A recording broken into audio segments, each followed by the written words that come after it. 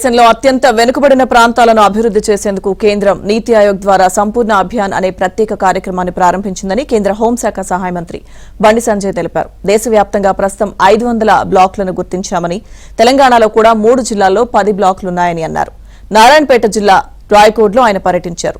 సంపూర్ణ అభియాన్లో నర్వ మండలం ఎంపికైన నేపథ్యంలో రాయకోడ్ గ్రామంలోని అంగన్వాడీ కేంద్రాన్ని ఆయన పరిశీలించారు. అనంతరం ప్రభుత్వ పాఠశాలలో మధ్యాహ్న భోజన పథకం పనితీరును పరిశీలించి విద్యార్థులతో ఆయన కాసేపు ముచ్చటించారు.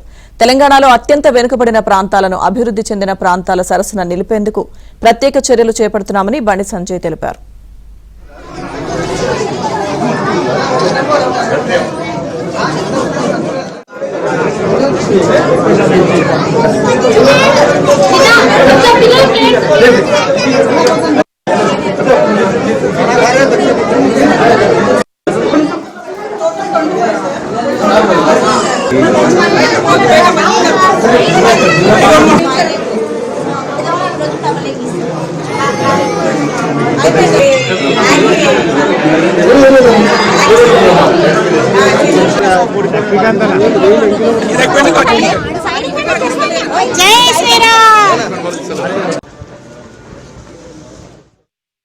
తెలంగాణ రాష్ట్రంలో 3 జిల్లాలను యాస్పిరేషన్ డిస్ట్రిక్ట్స్ గా, 10 మండలాలను 10 బ్లాక్స్ కూడా యాస్పిరేషన్ బ్లాక్స్ గా కేంద్ర ప్రభుత్వం గుర్తించింది.